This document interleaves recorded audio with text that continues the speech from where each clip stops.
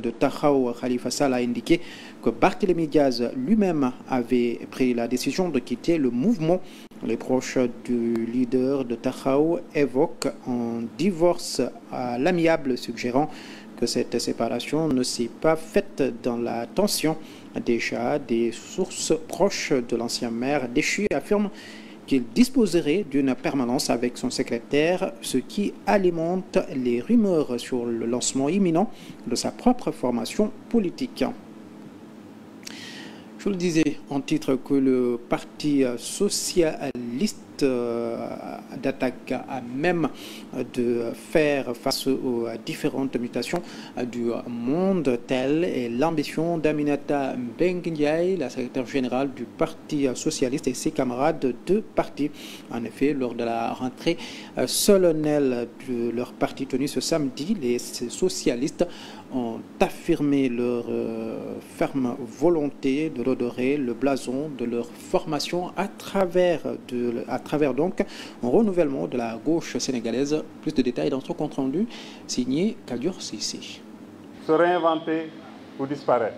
Telle est, selon le directeur de l'école du Parti socialiste, l'alternative qui s'offre à sa formation politique et de manière générale à la gauche sénégalaise pour entreprendre les différentes mutations de l'heure. Si la gauche a perdu du terrain, c'est parce qu'elle n'a pas su se réinventer dans un monde qui change très vite.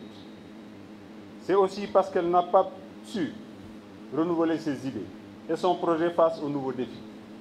C'est enfin, faute de n'avoir pas su répondre aux attentes des populations. Pour se refaire une santé politique, le Parti socialiste et la gauche doivent changer de paradigme. Ils doivent abandonner les vieux schémas et tirer les leçons du passé. Notre avenir ne réside pas non plus dans l'imposture, qui se contente de s'adapter au discours ambiant, ni dans le populisme, qui consiste à proposer des recettes simplistes à des problèmes complexes. Le régime en place en a également pris pour son grade. Nous devons refuser que l'espace politique soit parasité par le prétendu clivage entre les patriotes et les non-patriotes, celui-là même que le parti au pouvoir rêve d'ancrer. Il y a bien une place pour le socialisme et pour la gauche. Le maire de Dakar Plateau serait visiblement au cœur de ce renouveau socialiste, lui qui a été plébiscité par les militants et sur lequel Aminata Mbengue Ndiaye n'a pas tari d'éloges. En rendant fonctionnelle cette salle, patrimoine commun à tous les socialistes, resté fermé pendant quelques années, Alioune Ndoye vient de nous prouver qu'être socialiste, c'est avoir un sens élevé de la solidarité, de la générosité et du partage. La rentrée solennelle de l'école du Parti socialiste s'est tenue sous le thème « Une nouvelle gauche pour le Sénégal, la part de l'éducation et de la formation pour le renouveau socialiste ».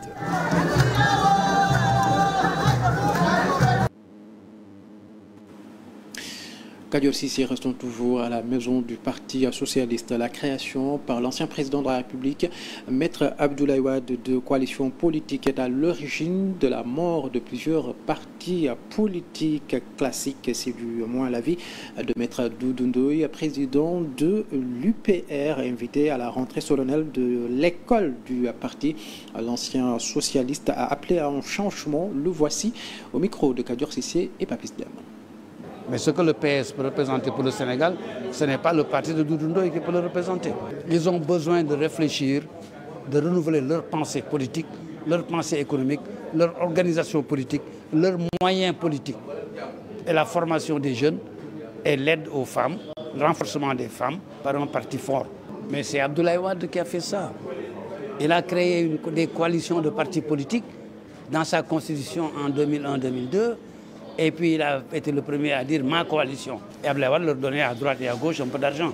Mais quand Abdoulaye Wade disparaît, tout disparaît. Macky Sall fait la même chose. Et quand il disparaît, tout disparaît. Où sont les partis de Benno Bokk Yakaar? Où sont-ils? Parce que Macky a disparu. Et ça, c'est pas bon.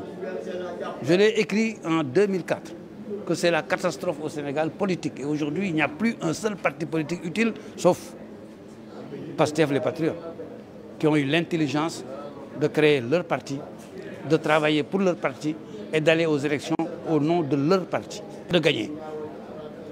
Historiquement, c'est eux qui ont compris. Maintenant, il faut qu'au moins le PS maintenant comprenne et que le PS soit le parti, le vrai parti, qui sera l'opposition de PASTEF. Et puis parlons à présent du dialogue national prévu le 28 de ce mois. L'UDEN va-t-elle prendre part à ces concertations initiées par le chef de l'État ou va-t-elle les boycotter? L'Union démocratique et des enseignantes et enseignants du Sénégal maintient le flou. Elle critique toutefois les termes de référence. Je vous propose d'écouter donc le secrétaire général de l'UDEN dans son reportage signé Bakary Cissé. Dialogue national prévu le 28 mai, l'UDEN va donner sa position si toutefois qu'elle reçoit son carton d'invitation. Pour le moment, aucune décision n'est prise. Nous n'avons pas été invités. Nous n'avons pas reçu encore d'invitation. Et d'emblée, j'estime que il ne me semble pas être bon de rejeter le dialogue. Parce que c'est un moment qui nous permet d'interagir avec autrui et en vue de trouver en tout cas des solutions par rapport à des difficultés qui se posent à nous.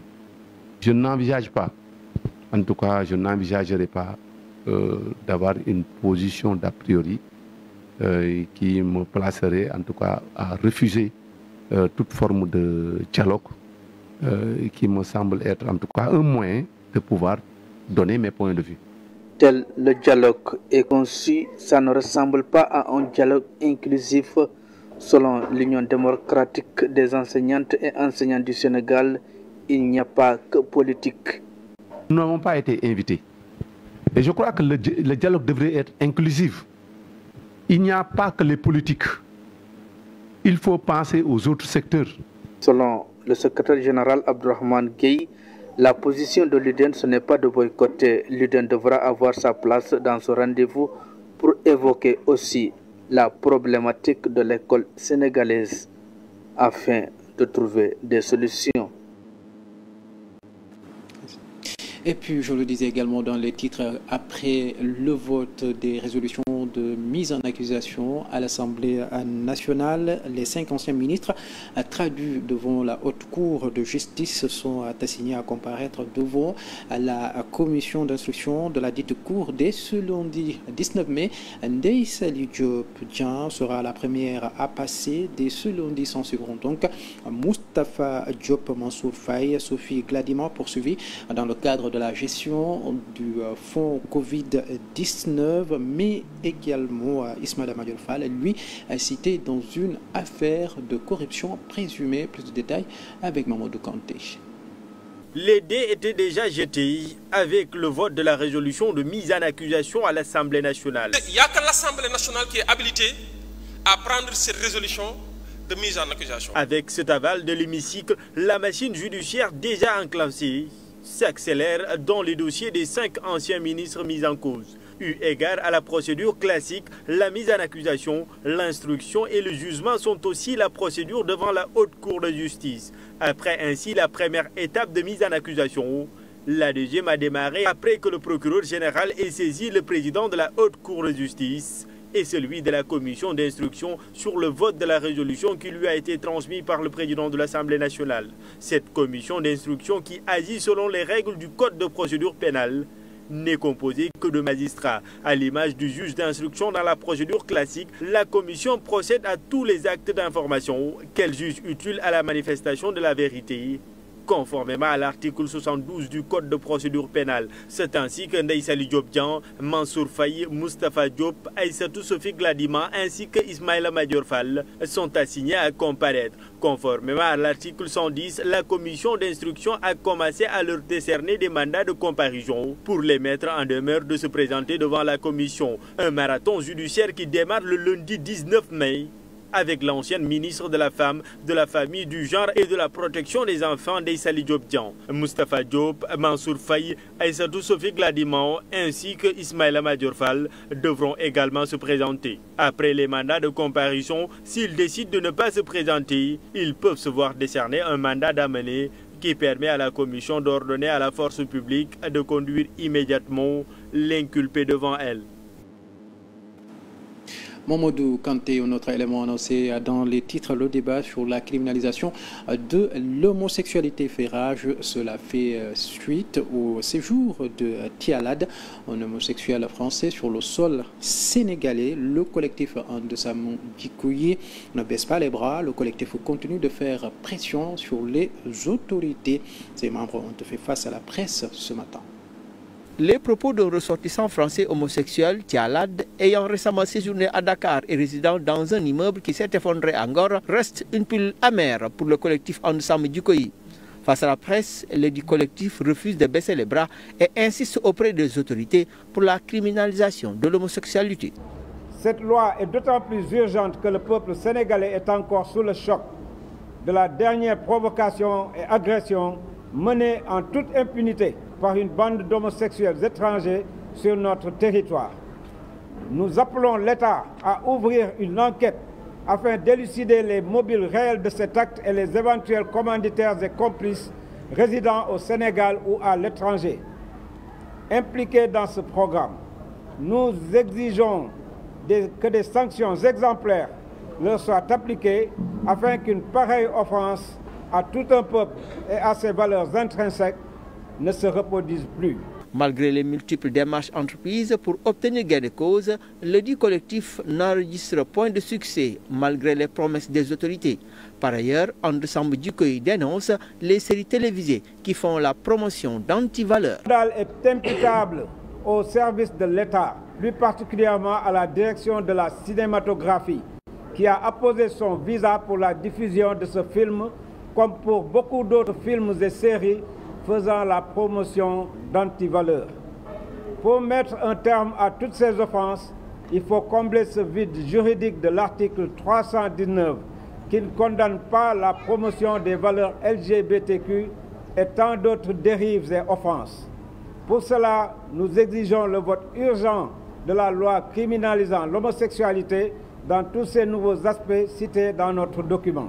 Andesam Djikoyi lance un appel au régime en place afin qu'il respecte sa parole pour que l'homosexualité soit criminalisée une bonne fois pour toutes au grand bonheur des populations.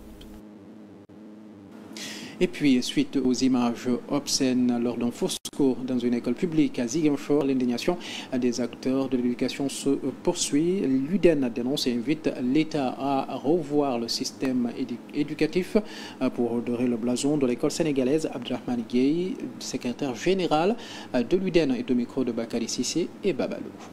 Interpelle les autorités pour que des dispositions soient prises en vue d'éradiquer définitivement ces sortes de comportements. Cela nous pousse à réfléchir davantage sur le contenu de nos activités, des activités que nous menons au niveau de nos établissements. Je crois que l'avènement des fosco a été un événement salutaire, mais nous n'avons pas réfléchi de manière approfondie sur des contenus. C'est des semaines culturelles où il fallait mettre en branle notre diversité culturelle. Mais malheureusement, aujourd'hui, c'est à la limite même traversé par des actes inacceptables.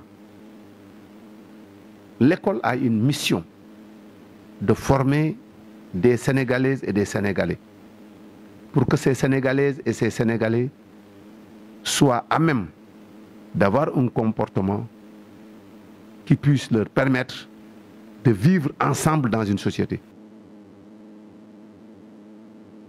La CEDEAO traverse une crise depuis le départ du Mali, du Niger et du Burkina Faso. Ces trois pays ont quitté cette organisation sous-régionale pour créer